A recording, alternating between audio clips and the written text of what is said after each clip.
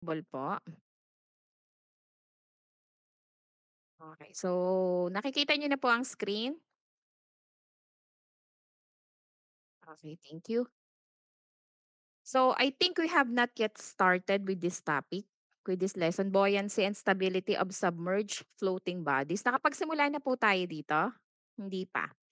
Hindi pa. Okay, sige, thank you. We will continue muna po our discussion proper and then kapag may time, we will be having a part of again your recitation ano para ang target po natin matapos natin lahat ng assessment sa inyong recitation. Okay po? And regarding po doon sa MDB natin sa recitation, same target po. Dapat po bago tayo mag-final exam, nakapag-recitation po ang lahat ng mga bata. Ano? Sige po. So let's start na po. So, buoyancy and stability of submerged or floating bodies. Ano? So it says that for a submerged plane surface as well as curved surface, ano po, we already knew how to compute the hydrostatic forces on one side of the surface. Ano po, kung saan pinapahanap sa atin. Okay? So, ngayon naman po, ia-apply natin yon in an actual object na nakasubmerge sa fluid. Ano? So, kapag ang isang object nasa tubig, lahat ng surfaces niya, di po ba, lahat siya may contact sa may contact sa fluid, yung buong surfaces ng object. And all those surfaces, meron siyang pressure forces. Okay? At dito pumapasok yung ating Archimedes principle. So, lahat naman po kayo, dumaan na tayo sa buoyancy. Ano po? Sa buoyant force. Tama po? You have already knew what is buoyant force from your high school and definitely from your last year with your physics. Na-touch nyo po siya. Tama po? Hello po? Okay. So, good kasi we will be just dealing here a deeper sense po. So, dapat alam natin yung basic na concept niya. Ano po? So, ang sabi po dyan, ang Archimedes principle, a body submerged o immersed, ano po, ang word is immersed, in a fluid experiences a vertical buoyant force equal to the weight of the fluid it displaces. Okay? Ibig sabihin, yung buoyant force po is yung upward force na equal sa bigat ng tubig na naitulak ng object. Okay? So para siya ay makalubog sa fluid, yung space na inoccupy niya or yung space na nawala para siya ay mag-occupy doon sa fluid, that is the amount of buoyant force. Okay, naintindihan ka po iyon? And then, kapag naman po, dito po binigyan tayo, no? A floating body displaces its own weight in the fluid in which it floats. The vertical buoyant force is nothing but the net pressure acting on a submerged or floating body. Okay, ibig sabihin, net. Pag sinabi nating net pressure, yung ating buoyant force, simply meron tayong buoyant force because of the pressure difference. Ano? Ibig sabihin, kaya merong pag-angat or kaya merong paglutang sa tubig, merong net force doon and that is the buoyant force. Okay? So dito po binigyan lang tayo ng illustration. Hinati natin kung sa SRB nagkaroon ng method of section, we cut the or segment the body, but overall the concept is the same. We just do the summation of forces of the vertical forces. Okay? So, ganyan lang po yung ipinapakita diyan, Pero the concept itself regarding with the buoyant force, kapag ang object ay lumulutang, okay, ibig sabihin automatic nag-a-adjust ang volume natin. Automatic mag-a-adjust ang volume na lulubog hanggang maging equal ang ating buoyant force sa weight ng object. So, that is the condition ng ating sinasabi ditong floating body. Looking at the figure po, sabi diyan, hinati, meron tayo ditong upper surface, the ABC. Okay? Surface ABC, meron siyang hydrostatic force F1 acting into the curved surface. The vertical components now FB1 is equals to WB1. So ang ibig niyang sabihin po, dito sa surface na ito, may fluid tayo dito sa ibabaw, meron ditong F vertical. Ano po, meron dong part dito na F vertical. Ano? And then, sa kabila naman pong side niya, sa ilalim, ano, the lower part. Sa lower surface naman po natin, aring ADC, meron pa ring weight itong ating ibabaw ng fluid at meron pa rin ditong vertical force na 2. Ano? So ngayon, kapag po kumuha tayo ng net vertical forces acting on the body at ang sabi natin yung net na yon is the buoyant force.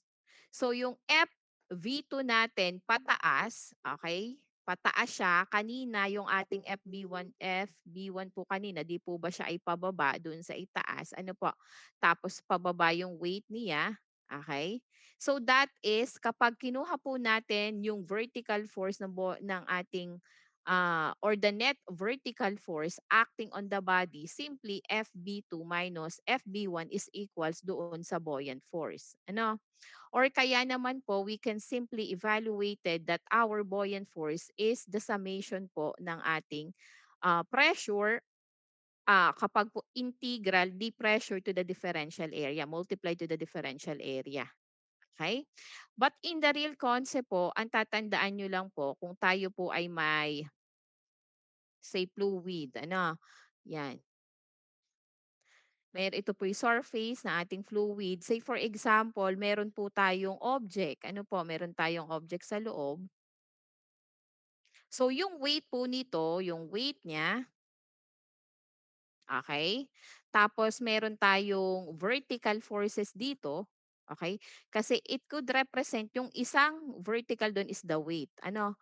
'Pag po iyan ay may paglutang or hindi siya, equal ano, 'pag po kasi nag-equal yung ating say yung atin pong buoyant force ay 0, ibig sabihin yung dalawang minus or kinuhanan ng summation, 0 siya, equal ay 0, ibig sabihin wala po tayong pressure difference doon, kaya walang buoyant force, ano.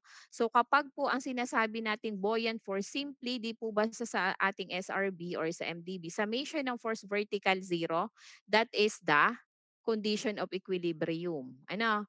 Pero kapag nag-summation ka po with vertical, ang sagot mo ay may net. Say for example, ang iyong itong vertical force mo sa baba, yung iyong F vertical, ay mas malaki kesa dito sa bigat ng ating object, okay, magkakaroon ka po diyan ng value, ano. So halimbawa po ari ay, sabihin natin 250 ano, minus ang weight mo lang ay 200. So yung 50 mo na yon, that is the buoyant force, ano, yung pinaka-net mo na makukuha. Okay, 'pag yan po ay nag-zero, meaning wala po siyang buoyant force, ibig sabihin walang pressure difference doon sa top na yon hanggang doon sa baba. Okay? So that is the concept. I hope you still remember the concept of the buoyant force. Okay, naiintindihan po? Nare-recall po ang buoyant force? Okay, sige po. So floating bodies, ano? Ay wait, meron tayo ditong sinasabing G at B. Ano yung G at B na yan? Balikan lang natin yung illustration po natin. Kung mapapansin nyo po sa nakalubog na bagay, ayan po, look at the illustration bago tayo pumunta sa dito po, ano, meron po diyang dot G at dot B. Okay? Pag sinabi po nating dot G, that is the center of gravity of the body. Okay? Nagigets po yon yung G na yon?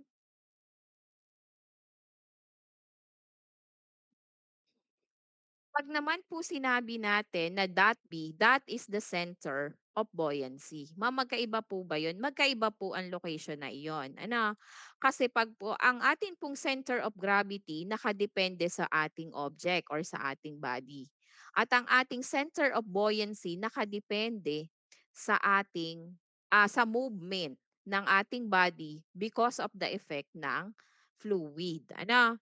Kailan po nagkaka-effect? Unexpected disturbances katulad ng mga hangin, lakas ng flow ng fluid. So maaari siyang umikot. So yung center of buoyancy natin na tinatawag, bahagya siyang umiibo ng posisyon. Kapag umikot, dito po kasi bilog, 'pag umikot ang ating object, hindi siya nagiging kapantay ng center of gravity. Okay, so nagkakaroon siya ng, hindi na sila collinear at yun ay mayroong epekto sa object or sa body. Okay. So diyan po tayo, pag-uusapan po natin 'yan. Punta po tayo dito muna sa ating, um, for floating bodies. Ano pa? Transition po tayo dito sa ating, for floating bodies. So kanina po, ang atin pong object ay fully submerged, ano. Pero ngayon po kung mapapansin ninyo dito sa illustration natin, portion of the body lang po ang nakalubog. Okay. So only portion of the body is submerged.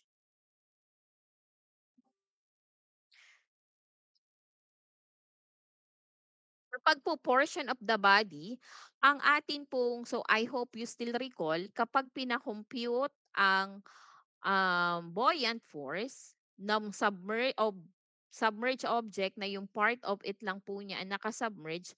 So ang buoyant force force po natin is the volume. Kung yun po ay kalahati lang ang naka-submerge, di equal lang po iyon sa volume or weight ng object na nakalubog, ano. Kaya po ang sabi diyan, buoyant force is rho g times the displace of the volume or the weight of the floating bodies. Okay? So tatandaan po yung concept at aalalahanin kung paano kinukuha ang ating buoyant force. Ano? Kasi meron po siyang iba-ibang effect sa ating yang object, okay? Kasi hindi naman po isang basta object kapag we as engineer or tayo nasa linya ng, engineering field, ang pag-uusapan na po natin is hindi maliliit na object. Yan po ay body. Say for example, itong body ito, kung titingnan natin simpleng oblong, ano? But this simple arbitrary body could represent sa isang napakalaking barko, ano. So, puwede kayong mag-design ng ship stability ng malaking barko, ano, and yung pagtabingi ng barko dapat na-consider ninyo kung kailan siya kaya dapat ng design ninyo na makabalik ang barko sa kanyang stable condition, ano. So, that is the concept and importance ng ating study sa buoyant force, okay. Kasi di yan na po papasok, since alam natin kung ano ang concept ng buoyant force, di yan po papasok ang tinatawag nating neutral and positive buoyancy. Okay? So kanina may pinag-aralan po tayo or nakita natin from previous slide or page po ng ating module, yung line of action. Ano, sabi po natin kanina, meron ang ating body. Ito po, for example, meron siyang dot G at dot B rather. So as I mentioned, dot G it corresponds to the center of gravity and dot B is the center of buoyancy. Okay? So this line of action of buoyant force and weight must be collinear. Okay? Pag po sila ay magkatapat, nasa iisang vertical line lang sila. So ano po ang pinapakita ng ganitong condition? It represent the condition of no moment. Ano, wala siyang moment or net moment nito kapag ganito dahil sila ay collinear, 'di po ba? Wala ngayong moment or pag-ikot na magaganap. Okay? Pero kapag po ang ating object ay nagkaroon ng slight tilt or bahagyang pagtabingi or pag-change ng kanyang direction represented with a theta, with a change in theta or direction, yun pong tinatawag natin na small disturbance angle. Kailan po mangyayari yun sa isang bagay? Halimbawa po sa mga barko o anumang nasa fluid, object man po yan, malaki o maliit, ano ang dahilan? It could be yung hangin, the result of yung biglang pagbilis ng flow ng ating fluid. So naiiba ngayon yung direction, or naiba siya ng orientation. At ano ang effect noon? Magkakaroon ngayon siya po in terms ng concept natin ng buoyancy ng tinatawag nating neutral and positive buoyancy. Okay? Meron pa pong tinatawag naman yung ating meron pa pong tinatawag na unstable and stable. So later we will discuss kung kailan siya sinasabi na unstable at stable at neutral based on the location of this letter M, which is the meta center. Ano pa? So that letter M po, siya po yung magsasabi kung ang ating object ba ay nasa stable, unstable, or neutral. Okay? So kapag po sinabi nating neutral buoyancy, ibig sabihin po sa object, ano po, paano natin malalaman kung ang ating buoyancy ay neutral kapag ang pinag-usapan po natin ay object, yan po ay magiging neutral buoyancy kapag equal ang density sa fluid. Okay? So kapag ang object ay equal ang density sa fluid, ano po? Again, kapag ang object ay equal ang density sa fluid, that is what we consider that the object is neutrally buoyant. Okay? Ano po pag neutrally buoyant? Pwede siyang manatili kahit saan, hindi siya lulutang, hindi siya lulubog. Okay? Yun po in terms ng density. Okay? Density ng object, density ng fluid. Okay? Kapag sinabi naman po natin na positive buoyancy, ibig sabihin po, mas magaan ang object kesa sa fluid. Okay? Ngayon, pag inimagine ninyo po, mas magaan daw ang object kaysa sa fluid. Aakyat siya hanggang sa umabot siya sa surface, ibig sabihin hindi siya lulubog. Mas magaan ang object kaysa sa fluid. Eh, ang barko ba, sobrang bigat ng barko, bakit hindi siya lumulubog? Ano? So, yun po ari pong sinasabi nating positive buoyancy is the concept ng bigat niya. But the consideration, syempre, saan po bayari ang malalaking barko? It could be made from steel, heavy wood, heavy metal. So, technically, pag inisip natin yung concept ng positive buoyancy, baka lulubog ang barko, di po ba? And that is what we do. That is what engineer do. So mamaya I will show you a video kung paano siya dapat i-design ng isang engineer. Kasi marami po tayong dapat isaalang-alang. So balikan po natin ang illustration. Kapag hindi nagpantay ang G at ang ating B, okay? Ano ang mangyayari?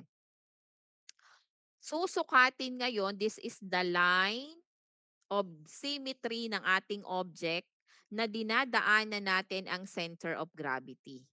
Okay? Ngayon, yun po kasing ating buoyant force ay naandi dito. Nasa line of action nito. Maaaring siya ay naandito. Ito ngayon yung line of action ni buoyant force. Okay? Ngayon yung line of action ni buoyant force at ni line of action ni center of gravity, meron silang point of intersection. Okay? Naiintindihan po? Yung point of intersection nila ang tinatawag na meta-center. Okay? Nagegets ga po? Naintindihan po yung meta center kung nasaan? Okay. Kasi po, we as engineer, kailangan nating ma-design ang floating body na hindi siya basta mag-o-overturn. Ano po? So kaya po dapat alam natin yung mga tinatawag nating ganyan. Ano po? Yung small disturbances na sinasabi natin, nagbabago ang shape. Tingnan niyo po ito, nandito tayo sa parang pantay sila. Tingnan niyo po ang shape nito, okey? Ngayon 'pag nagkaroon po siya ng small disturbance angle, ang shape na ng nakalubog na object, 'di po ba, hindi na siya katulad ng shape noong nasa una na magkapantay ang center of gravity at center of buoyancy, okey? So meron pong epekto iyan, ano, yung location ni B nag-shift ngayon to B prime, okay? So dahil nag-shift ang B to B prime, ano po ang mangyayari? Nagkaroon sila ng perpendicular distance. So pag mayroong perpendicular distance, magkakaroon ng pag-ikot, the moment. O, di po ba? Kapag nagkaroon ng moment, doon papasok ang tinatawag nating stable and unstable condition. Okay? Kapag po ikinonsider nating stable condition, ibig sabihin yung buoyant force natin dito sa baba, okay? Nag-create po siya ng restoring moment. Okay? And another moment na ipinoproduce ng buoyant force ay ang tinatawag nating overturning moment. Hindi lang po dito na ipakita yung isang illustration. Meron pong ang nakikreate ng buoyant force is the overturning moment. Ibig sabihin po, pag ang na-create na moment ay overturning moment, tutumba ang object at sa design, yun po ang iniiwasan. Because that is yung sinasabi nating delikado. Kung sa barko, the capsizing ships na tinatawag nila. Na, so kaya po puro overview lang binibigay sa atin because primarily this is the major subject and lesson na nasa marine or kaya naval like namin. Ano? So ito ang porte nila. Pero dahil tayo ay nasa mechanical, ang mechanical engineering po kasi, the field of that na ating pinili, we could be assigned offshore and onshore. So mahalaga sa atin, alam din natin ang bagay na nasa fluid or mga dagat. Ano? Ngayon, kailan po natin mas going back, kailan natin masasabi na siya ay mare-restore, ano, or babalik sa stable condition? Kapag ang M ay mataas sa G, that will have a stable condition. Pero kapag ang G ay mas mataas sa M, that will be an unstable condition. And that is stated doon sa last part ng ating lesson. Ano yan po? A vertical line drawn upwards from B will intersect the line of symmetry. This is called the M or the metacenter. If M is above G, the body has a restoring moment and the original position is stable. Okay, meaning the metacenter height is positive. If M is below G, then the overturning moment exists and body is not stable. Ibig sabihin, tutumba siya. Okay? So sa barko 'yun, ano. And there could be a lot of body or matter or object na puwedeng pag-applyan nitong ating floating body na ito. At alin ang sinasabi nating metacentric height? Yung ating GM, okay? The distance from G to M is what we call the metacentric height. Ngayon, sinusukat pa rin po yan from G to this distance. So mamaya papakitaan ko kayo ng video kung paano iyon nalalaman. Okay? Wait lang po, hanapin ko lang yung video ng metacentric height. So hindi naman po ito kasali sa ating ano, pinaka-major ng mechanical ano. Pero kasama sa pinag-aaralan because merong fluid na dumadaloy sa kanya. Ano, so I will give you the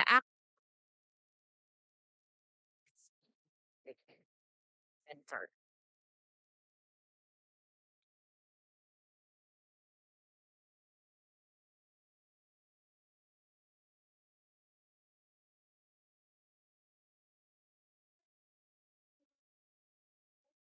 Okay, visible na po sa inyo ang video? Okay, sige po. Please react po kung Hello naririnig everyone, ang and audio. welcome to Nautical Academy. In today's video, I will discuss ship stability. We will explore the mechanics that govern how these giant ships stay afloat in the water. Ship stability refers to the ability of a ship to return to an upright position after being tilted by external forces such as waves, wind, or a change in weight distribution. But before proceeding further, let us first recall the law of flotation. A solid body floats in a fluid if the mass density of the body is less than that of the fluid such as wood, ice cube, and plastic.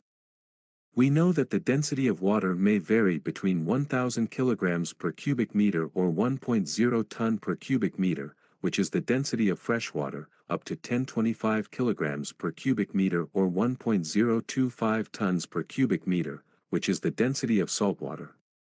The density of the wood, ice cubes, and plastics is less than 1000 kilograms per cubic meter. How about the mass density of the steel used to build a ship? It varies depending on the type or grade of the steel, approximately 7,850 kilograms per cubic meter, which is 7 times higher than the density of the water. So what are the principles behind why the ship can still float in the water even though it is made up of materials with greater density? The principle behind why a ship, even with a much higher density than water, can float is based on Archimedes' principle. Archimedes' principle states that an object submerged in a fluid is subjected to an upward buoyant force equal to the weight of the fluid it displaces.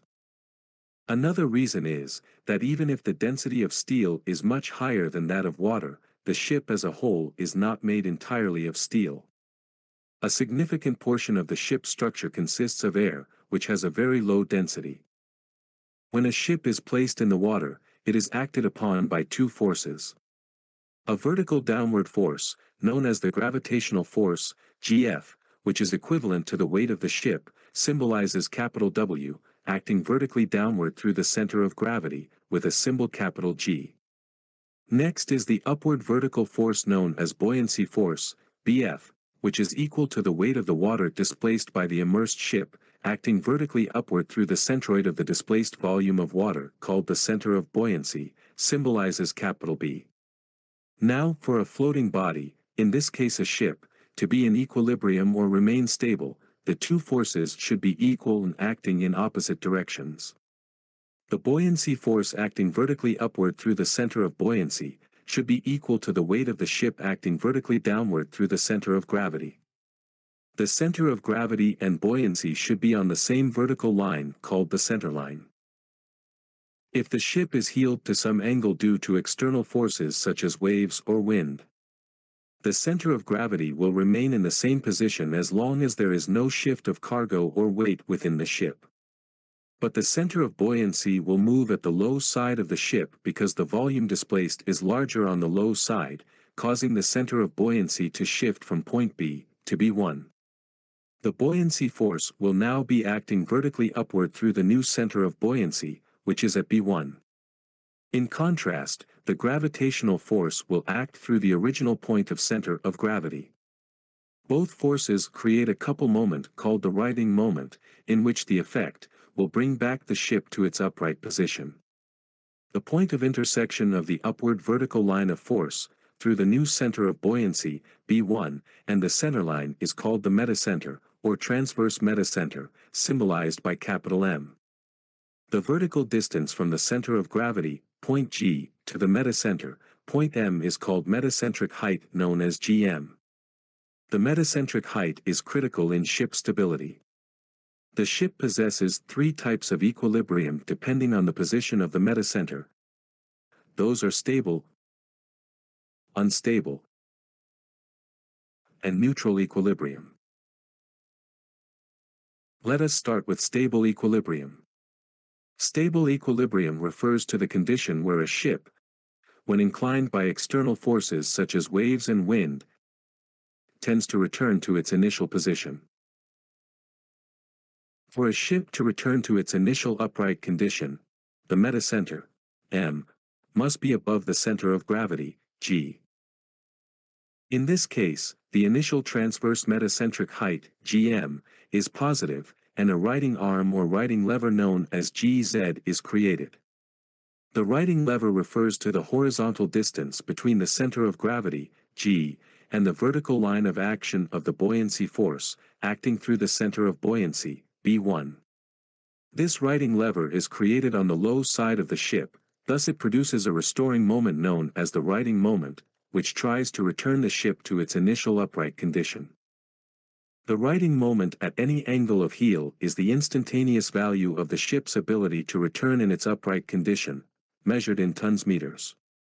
We can calculate the value of metacentric height, GM, righting lever, GZ, and righting moment using these formulas. But I will make a separate video for these calculations. I have already made a video on how to calculate the metacentric height or GM, kindly check the link in the description. Next is the unstable equilibrium.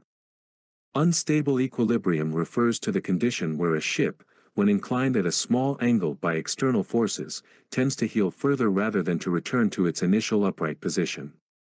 For this to occur, the center of gravity is above metacenter. In this case, the initial transverse metacentric height, GM, is negative. An arm or lever was created on the high side of the ship, but instead of the righting lever, a capsizing lever was created.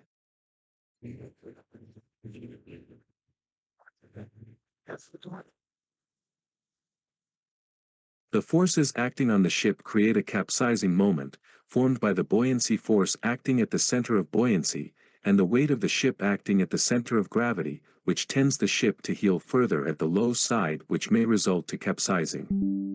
But remember that a ship with very small negative initial metacentric height or very small negative GM may not necessarily capsize. Let us examine carefully the movement of two forces in this condition. When a ship has a negative metacentric height, it tends to heel or tilt to one side until it reaches a position where the buoyant force acts vertically above the center of gravity. This time, the ship will stop to tilt, and she will remain in this position if there is no external force acting on her. The capsizing moment disappeared, and the ship did not capsize but remained in an inclined position. In this condition, the ship is in neutral equilibrium. Neutral equilibrium refers to the condition where a ship, when heeled or tilted to one side, neither tends to return to its upright position nor continues to heel further. In other words, the ship remains in the heeled position without any restoring or overturning moments acting on it. And the metacenter, M, coincides with the center of gravity, G. No righting lever was created, so the righting moment is zero. If there are no external forces applied to the ship, she will remain inclined at some angle. This angle is what we call the angle of Laue. The angle of Laue refers to the angle at which a vessel will come to rest in still water, when it is heeled over to one side. If the ship is heeled beyond the angle of Laue, the center of buoyancy moves further at the low side, thus creating a righting lever and righting moment to bring the ship at an angle of Laue. In this condition, we can see that the ship will oscillate about the angle of Laue, instead of her upright position. The angle of Laue may occur on port or starboard, depending on the external forces applied. If the center of buoyancy does not move far enough under the center of gravity, the ship will capsize. To avoid this condition, always keep the ship's center of gravity below the metacenter to be in stable condition. I have made a separate video about the movement of the ship's center of gravity. Kindly check the link in the description. That's all for now guys, do not forget to like and share this video.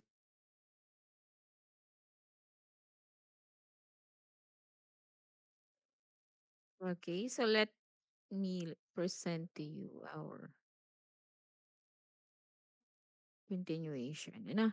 So I think that's all for the buoyancy. I hope you get what it means when we talk about the metacenter and the metacentric height.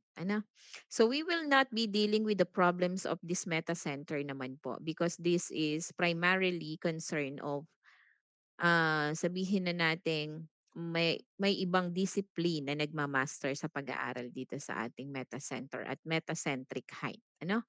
But the concept of buoyancy, it napakalawak po ng kanyang pinag-a-applyan, ano? So, dapat hindi niyo po siya makakalimutan. Okay? So may tanong po kayo about the buoyancy dito sa ating lesson na 'to before we proceed with our lesson, may tanong po pala kayo dito sa lesson natin bago ang lesson 3 ano, dito sa ating pinag-usapan? May tanong? Okay. Sige po, let proceed na po with our lesson 3. Ano? The fluid dynamics and the continuity equation. Okay? Ah, seems familiar, 'di po ba? Fluid dynamics at yung sinasabi nating continuity equation. So natatandaan pa po, nadaanan po ang continuity equation? Meron po kayong naaalala na continuity equation? Conservation of mass. Wala din po? Kung may dinaanan kayong Bernoulli, wala po kayong natatandaan about the concept, yung relationship 'pag sinabing nasa Bernoulli's equation kaya hindi niyo pa po yun nadadaanan? Hello po, nandiyan pa po kayo?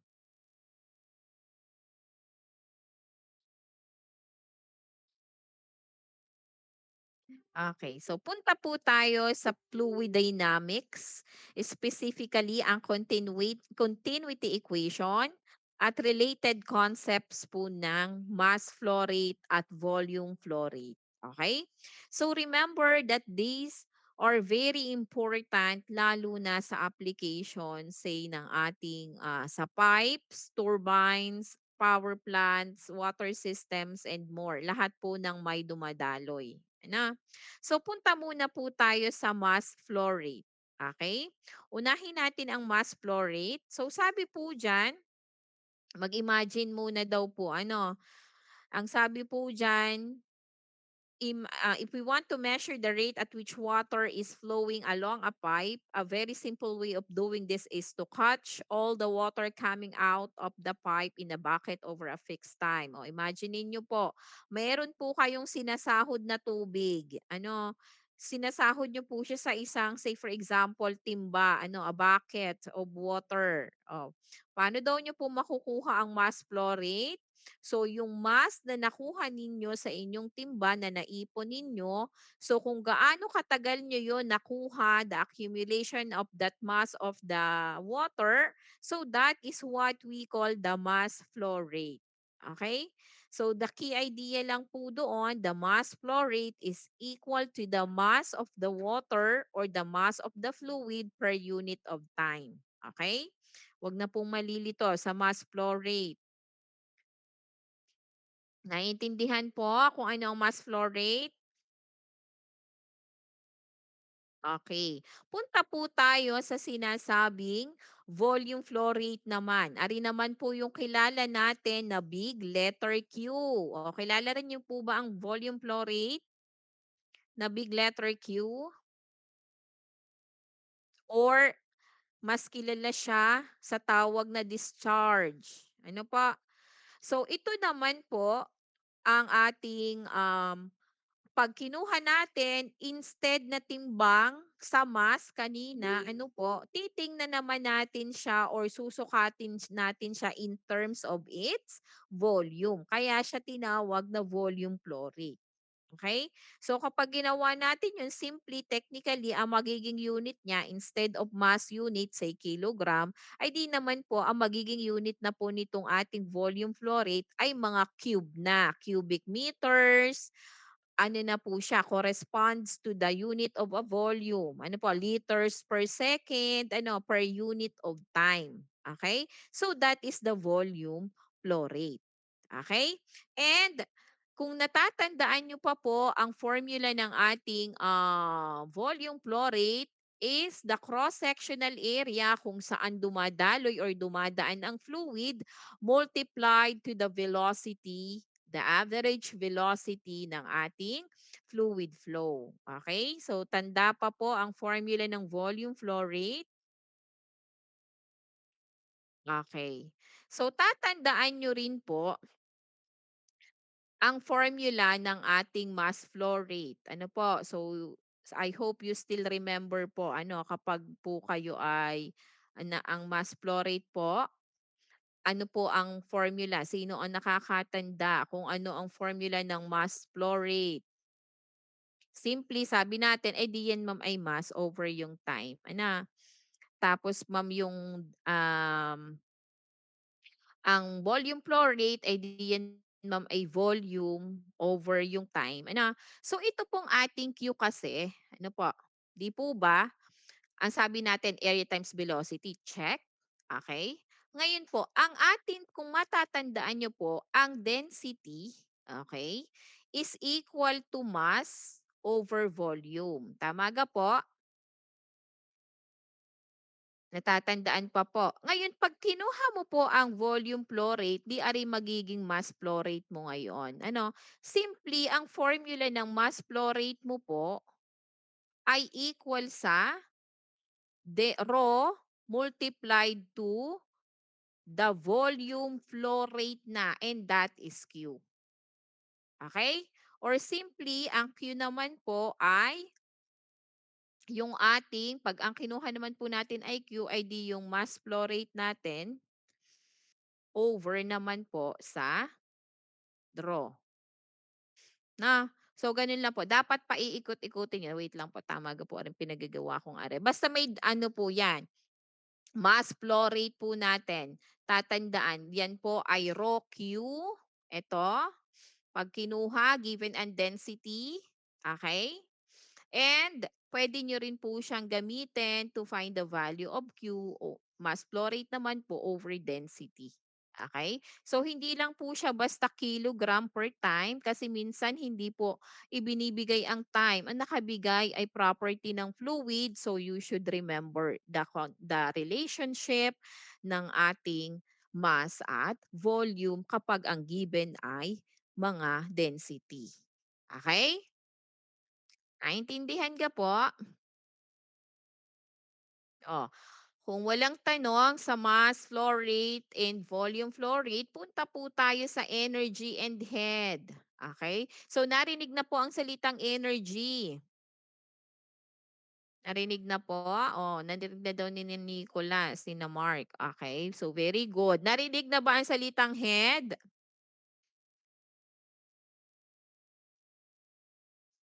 Hindi pa? Kawawa naman po kayo. Nursery pa lang tinuturo na. Head, shoulders, knees. Oo, narinig niyo na po 'yan, ulo niyo lang 'yan. Hindi ano, so 'pag sinabi po nating energy, okay, so I know, I absolutely sure that you know this term energy. It is the ability to do work, ano, gasgas na gasgas ng definition ng energy, okay. And the unit of energy and work are measured in Newton meter or foot pound in English. Pero bago tayo mag-define matapos sa definition ng energy, ang head naman po, hindi po ito yung ating ulo. Ano, hindi po ito yung literal na meaning niya. Okay? So pag sinabi nating head, ang ibig sabihin po niyan, yan po ay paraan lamang para i-express ang energy na ating pinag-uusapan. Okay? Again, ang head is just the representation. Energy po pa rin iyan in terms of head. Okay, naintindihan? Ang head na sinasabi ay representation lang or ini-express lang natin ang energy na nakukuha natin coming from kinetic and potential in terms of head. And ang unit po niyan ay in terms of height or meters or feet. Ano po? Ang unit po niyan either meter, foot, ano, kung ano man pong unit na meron ng isang elevation or ang height. Ano? Nagegets po ang kanilang pagkakaiba?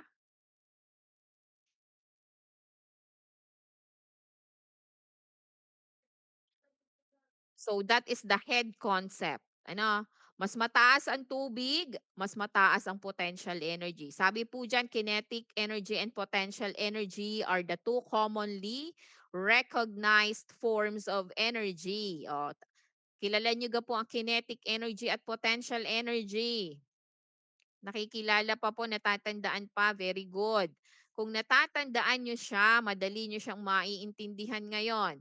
Sa ating flowing fluid, sa isang dumadaloy na fluid, merong potential energy. Okay? At merong kinetic energy. So kung merong potential energy at kinetic energy, pagsasama-samahin natin sila, that is the total energy. Ganun lang po ang concept. Ano? Pero meron po siyang concept at corresponding equation para makuha sila. Okay? So sa analysis ng ating fluid system, punta muna po tayo kay um, wait lang. Potential energy, so meron po tayong, sabi natin, ang ating energy nahati sa dalawa. Ano po? Ang ating energy, meron tayong kinetic energy. Okay? Meron tayong potential energy. Okay? At ang sabi, nahati pa si potential energy. Maaaring siya ay na-divide pa kay energy due to the elevation or position or elevation with reference to the datum and energy kay pressure naman ng fluid. So, ari ay due to elevation, may potential energy kay elevation at may potential energy ngayon kay pressure ng fluid. Okay, naintindihan po?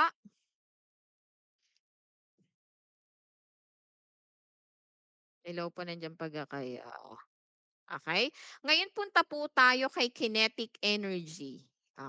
Si kinetic energy may formula. So kung alam ko, natatandaan nyo, ano, ang kinetic energy, ang sabi sa atin, paano natin kinuha sa physics? Sino may alam? Kinetic energy equals to 1/2 mv squared. Tama po? Natatandaan pa? Ito ang energy dahil sa movement ng ating or galaw ng fluid. Pero sa fluid mechanics po kasi, ang kalimitang ginagamit ay ang weight. Okay?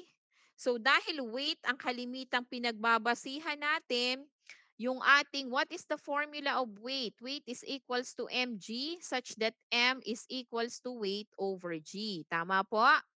So ang ating kinetic energy ngayon, this 1/2 mv squared, siya pa rin po yung kinetic energy natin sa fluid mechanics.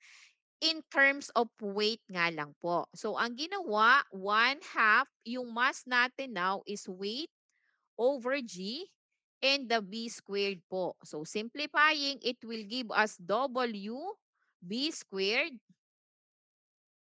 over 2g. Okay? So parehas lang din po iyon. Kaya po yun ang naan doon. Okay, nagigets po? Oh. Alam na po natin ang formula ng kinetic energy. Ngayon, ang sabi po, it should be represented in terms of head. At mare-represent po natin ang energy, not just the kinetic energy, kapag i-divide natin ang energy sa kanyang weight. Okay? So, divide natin itong entire na ito kay weight. This will be cancel. So, energy in terms of velocity, in terms of head, is what we call the velocity head. And that is equal to b squared over 2g. Okay, naintindihan? Okay, so yung energy in terms of head, the kinetic energy is what we call the velocity head. Okay? So may formula sila, tatandaan. Okay? Now we have velocity head of circular pipes. Okay, ma'am, bakit po binigyan siya ng consideration? Dahil commonly ginagamit na daluyan ng mga fluid ay ang tubular pipe, So binigyan na siya ng equation para madali na sa nagko-compute at nagde-design. Ano? So the velocity head of circular pipe of diameter d flowing full can be found as follows. So kung ang ating velocity head galing sa kinetic energy ay may formulang b squared over 2g, okay? Ibig sabihin, kailangan nating makonsider na ang dadaanan ng fluid ay pipe, circular pipe. And what is the area of this? Kailangan nating isaalang-alang. So kung ang ating paano lalabas ang area? Ano? So ang flow rate ay equal sa area multiplied to the velocity. Therefore, finding the value of velocity is simply Q over A. Okay? So si V, pinalitan ng Q over A sa equation. At ano ang formula ni A? So denominator din ni ngayon, ibaba po natin siya dito sa denominator kaya naging ganito ang equation. Okay, nasusundan ka po ang equation? Okay. Then substitute the equation for the corresponding area of a pipe that is circle or circular. So area ng circular pipe is pi d squared over 4. So ito po yun, 1/4 pi d squared. Okay? And then, naka-square siya doon, kaya may square dito. Okay, nagagets po kung paano nangyayari ang equation? And ini-square po natin si 1/4. So this 1/4 will be will become 1/16. Tama po? 4 times 4, 16. So this is 1/16. So the fraction sa denominator of another fraction, di po ba, dinadala na natin siya sa numerator. Ano? Nagigets po kung bakit naging 16Q squared iyon? That is from 4 times 4 na denominator dito, itinaas siya sa numerator. Okay, nagets po? So 16 divided by 2, that is 8. 8Q squared, na-cancel na si 2, so that is pi squared g d to the fourth is equal to the velocity head of the circular pipe. Okay? So pag ang given sa problem ay circular pipe at hahanapin nyo yung velocity head niya, so instead of using this equation, you could just use this equation given the diameter of the circular pipe. Okay? Naintindihan po?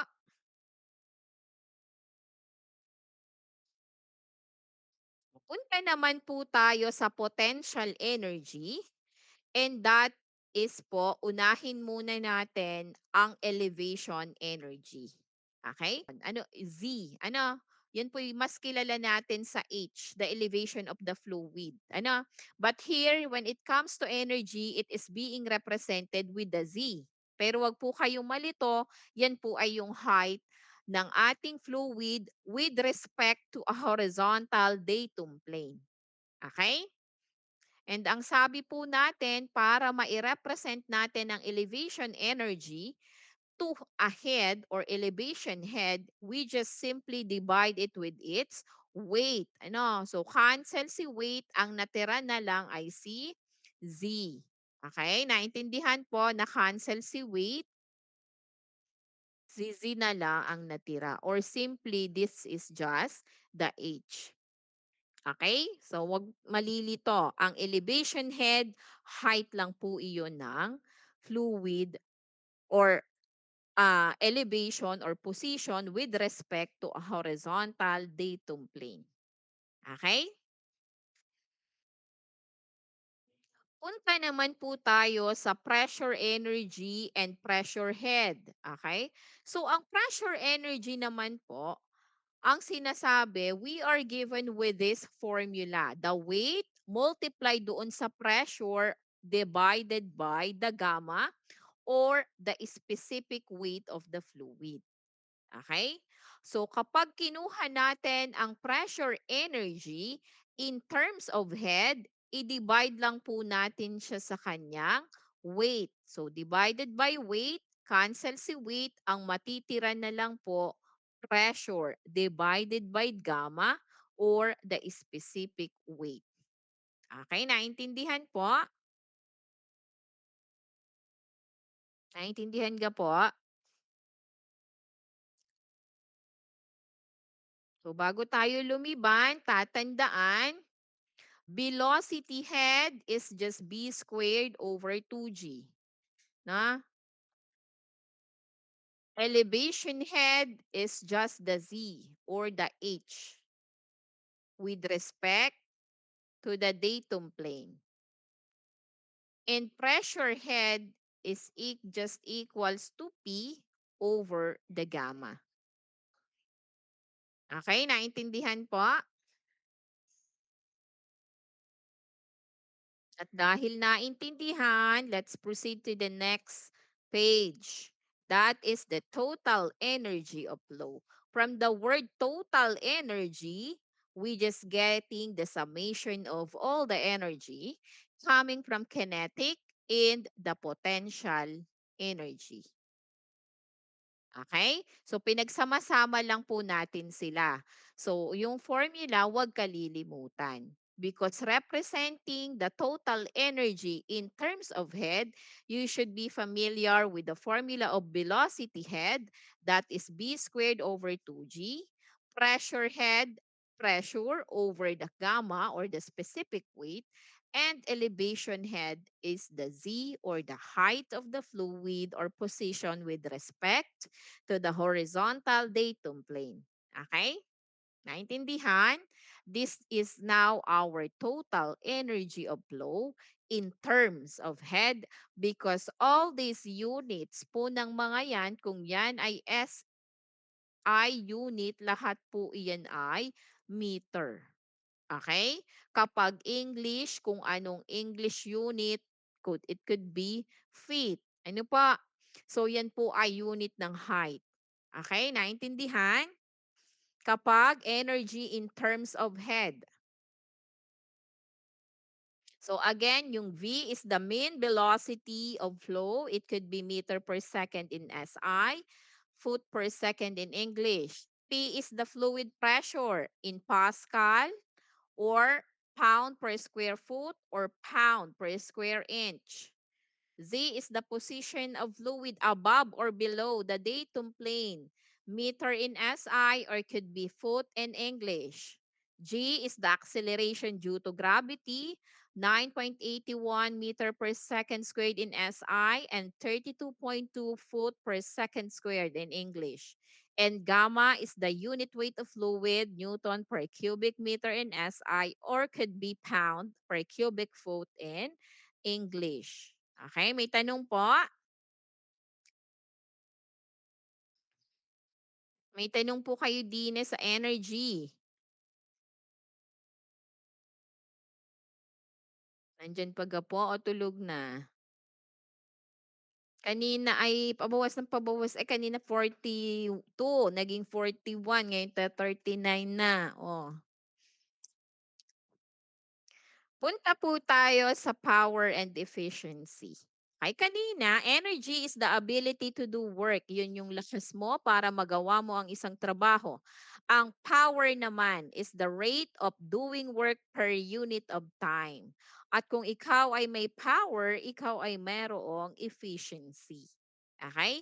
So kaya minsan sinasabi natin sa isang tao o sinasabi natin sa sarili natin, ang lakas ng power ko. Ano, ibig sabihin, hindi ka lang may lakas, hindi ka lang magaling, ikaw ay mayroong bilis na higit sa iba para gawin ang trabaho kaya mataas ang efficiency mo. And this power and efficiency is being applied to the um, equipment, ano, pumps, turbines, siya ay sinusukat. Pero sa tao ganun din, ano, yung galing mo, yung nagagawa mo, nasusukat iyon sa bilis at kung gaano mo siya nagagawa. Ano?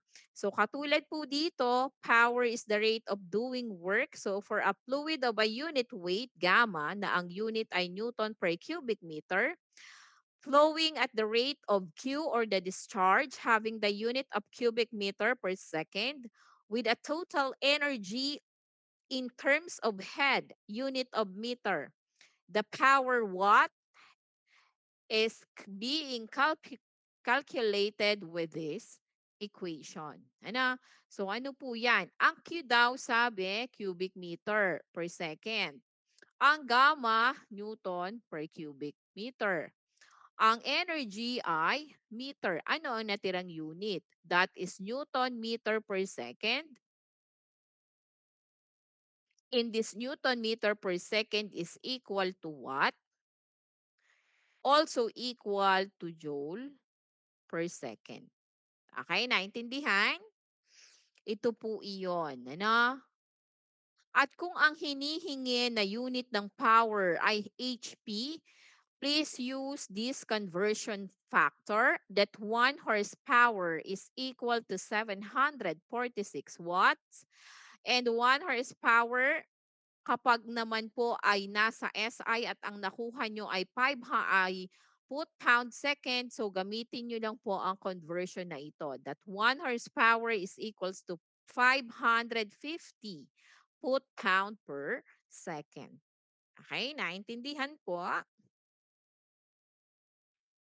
Again, ang efficiency, saan siya ginagamit or paano siya kinukuha.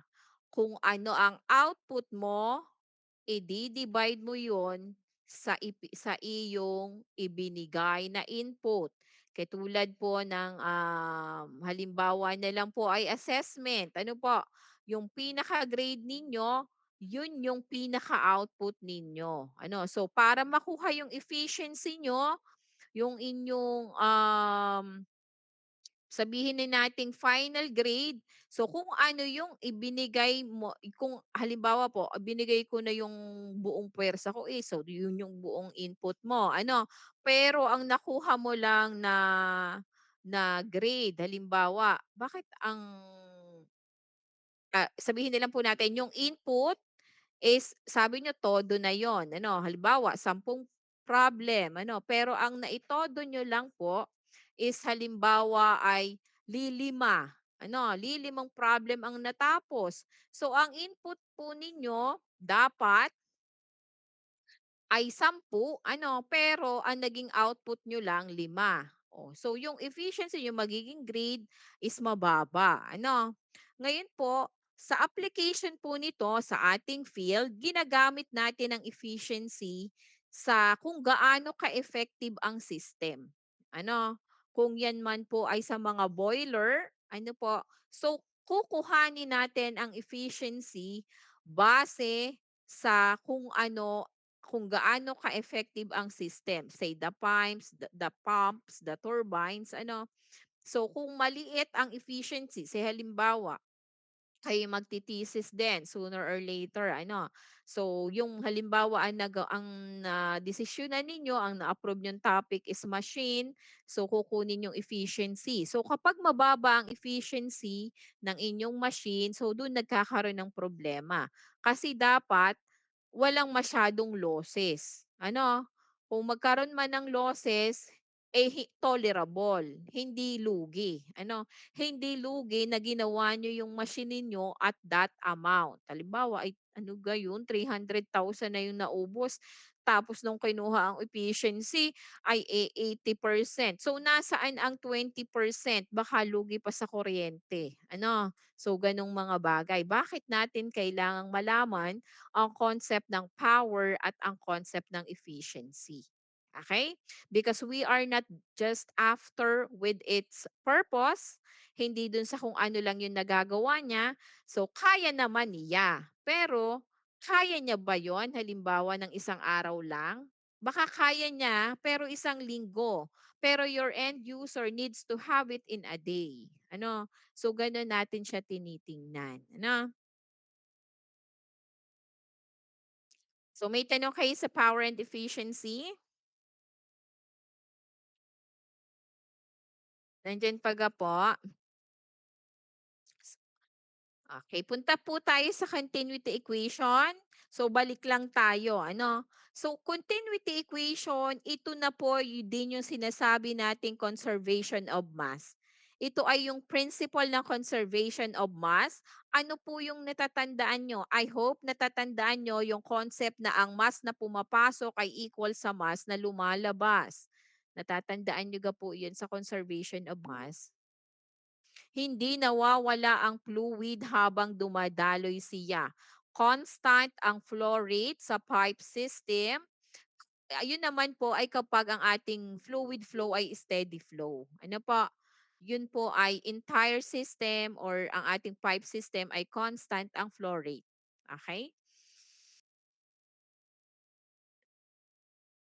Ganun lang po ang ating continuity equation. So ito naman pong figure na ito, it's just represented po na ipinapakita, sabi po natin kung ano pumasok siya ang lalabas. So flow rate po 'yon, Q1, Q2.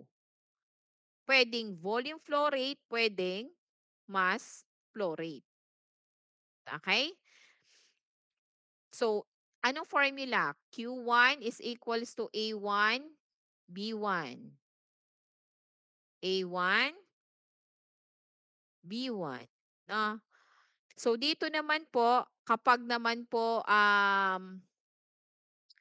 mass flow rate natin, yung ating Rho 1, Rho A1, B1, ari po yung 2. So, ari po Rho 2, A2, V2. Okay? Yan po ay Rho Q pa din. Dahil kung mapapansin nyo, ari po pala yung 2. Yan. Ari pong area and velocity, siya po ay Q. Ano? So, ganun lang po. Ano? Ngayon po, hindi nyo po siya basta pwedeng gamitin. Tatandaan nyo po, 'pag incompressible fluid dapat kayo ay nasa volume flow rate, ha? Huwag niyo pong kakalimutan 'yan. Hindi puwedeng paglalahukin niyo 'yan kung ayaw niyo pong maglahok-lahok ang inyong solution.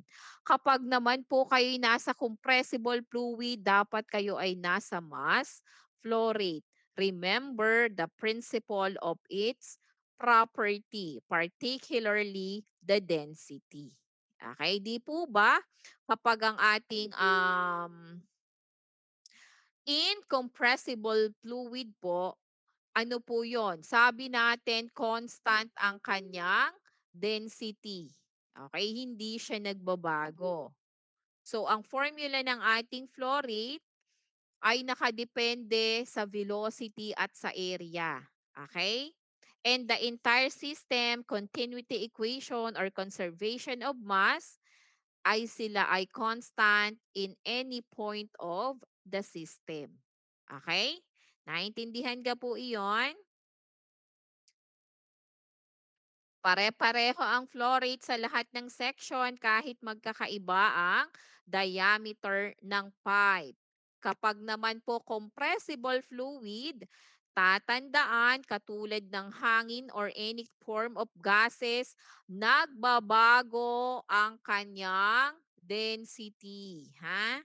Hindi po siya constant. Okay? Kaya po tayo ay nasa concept ng mass flow rate. Okay? Nag-a-adjust din ang velocity at area at name-maintain din na siya ay constant in the entire system. Okay? And this weight flow rate naman po is just an option kung gusto nyo pong i-express ang weight flow niya in terms of its specific weight. Yan, gamma. Na? So, pwede nyo rin po yan gamitin sa gases. Okay? Other than mass flow rate. The formula, specific weight, area, velocity. And it is still constant in the entire system kapag siya ay steady flow. Okay? Naintindihan po? Okay. At dahil naintindihan nyo, madali nyo na pong maiintindihan ang mga topic na mga susunod, say the Bernoulli's equation, ang pipe flow analysis, kasi yan po ang mga ia-apply. Okay? So please try to solve this problem. See, 11:20. Yes, Mark, Kylie. Wait lang po. Share screen ko lang. Eh, ang bilis naman ni Mark. Kala ko may tanong. Ginugulat mo ako, Mark. I-assignment ko na sana. Sige, Mark, panindigan mo yan.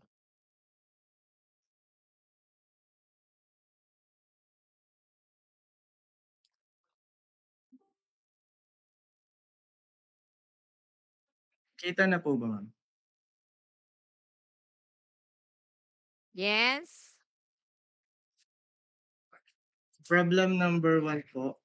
As part of lubricating system for heavy machinery, oil of density 850 kilogram per meter cube is pumped through a cylindrical pipe of diameter 8 centimeter at rate of 9.5 liter per second. Ang hinahanap po ay speed of oil at saka mass flow rate. If the pipe diameter is reduced to 4 centimeter, what is the new values of the speed, volume, flow rate? Assume that the oil is compressible. So yung diagram po, kagaya po nung sa pinakita niyo po kanina, na meron, yung papasok po, meron pong diameter na 8, tapos nagbago po siya, naging pong diameter na 4 centimeter. Meron pong given na density na 850 kilogram per meter cube, D1 na 8 centimeter, D2 na 4 centimeter, at yung volume flow rate po na 9.5 liter per second. Kinonvert ko po yung volume flow rate sa meter cube. So magiging po siyang 0.0095 meter cube per second.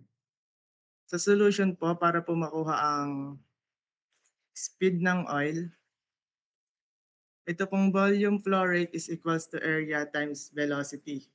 So nag-derive po ako, naging po siyang velocity is equals to volume flow rate over area. Para po makuha ang area, ginamit ko po yung formula na pi d squared over 4. Tinlag ko po ang mga values. So magiging pong pi times 0.08 meter squared over 4. Ang area po ay 5.026548.246 times 10 raised to negative 3 meter squared. In-store ko po ang value para po gamitin sa formulang ito. So, ang velocity po ay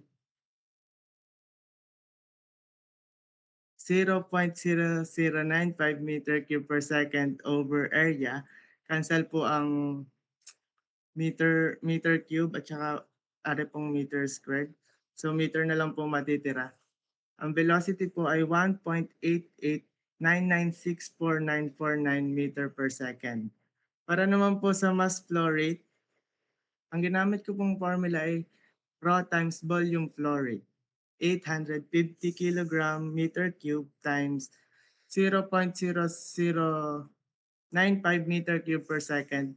Cancel po yung meter cube. So meron po tayong mass flow rate na 8.075 kilogram per second. Sa pagkuha naman po ng new values, ang gagamitin lang po nating diameter ay yung dito po na 4 centimeter. So magkakameron po tayo ng area na 1.256637061 times 10 raised to negative 3 meters squared. Meter squared. Ang velocity naman po sa new values ay 7.5598599797 meter per second. Tapos ang volume flow rate po ay same pa din po dahil po siya ay incompressible fluid. Yun lang po.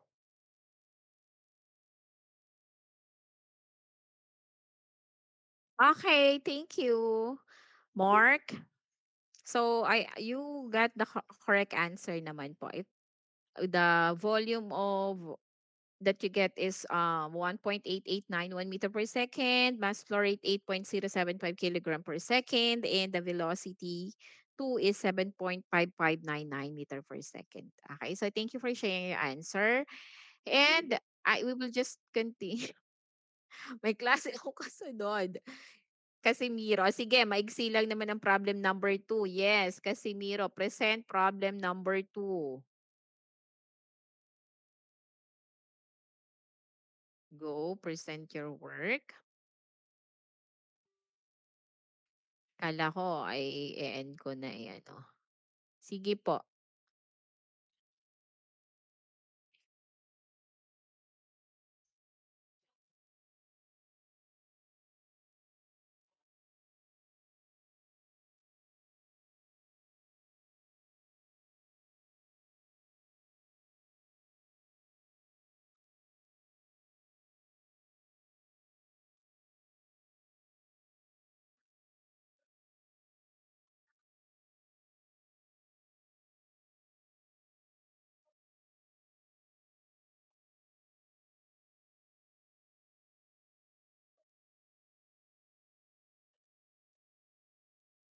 For number 2 po, each shower head has a 20 circular openings, each with radius 1.0 mm. Shower head is connected to a pipe with radius of 0.80 cm.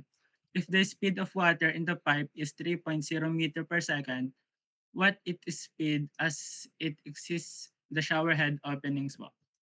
For the given po, meron po tayong 20 circular openings po. For whole radius po, meron po tayong 1.0 mm which is kinonvert ko po into cm which is 0.10 cm. And for pipe radius po is 0.80 cm. And for speed of water in the pipe is 3.0 meter per second po. For the solution po, using the equation of continuity, A1 V1 is equal to A2 V2 with the cross-sectional area equal to pi r squared, which is A1 is equal to pi times 0.80 cm squared and A2 is equal to 20 pi times 0.10 cm squared. Solving for V2 po, V2 is equal to V1 A1 over A2 and this is equal to 3.0 meter per second times pi times 0.80 cm squared over 20 pi times 0.10 cm squared.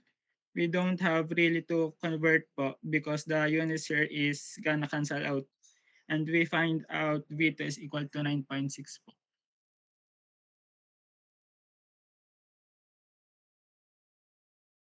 Okay, that is correct, Renz. Thank you. You got the correct answer. So that is 9.6. I hope you get po how the solution is being presented. So yun pong pinaka area, yung outlet, ano po yung mga 20 circular opening. So yung area niya, itinimes lang po sa 20. Ano po? Kasi inlet or yung ingoing ay equal sa outgoing. So kung may pumasok sa shower head, lalabas siya dun sa,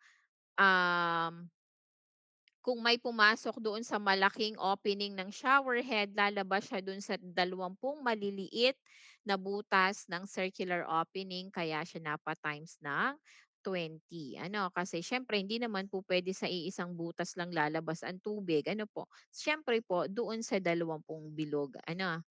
Okey, so may tanong po kayo doon? May tanong po kayo dito sa ating topic na ito because on our next meeting po, on our discussion, we will proceed with this rotational and irrotational flow. But on our next meeting, face-to-face lang naman po. Sa ating face-to-face meeting, please prepare your experiment materials as well as the data you have searched regarding the fluids that you are going to use during the experiment. Okay, do not forget to bring other materials, the napkins, the tissues or wet tissue that you probably be needing while performing your experiment. Okay, so please, everyone must be present during the experiment because 50% of the grade will be coming from the actual experiment. So if you are absent and you have no participation during the experiment, so you will be receiving a 0 point for the uh, half of the assessment ng inyong experiment. Okay po? Naintindihan? Okay. Sige po, kung wala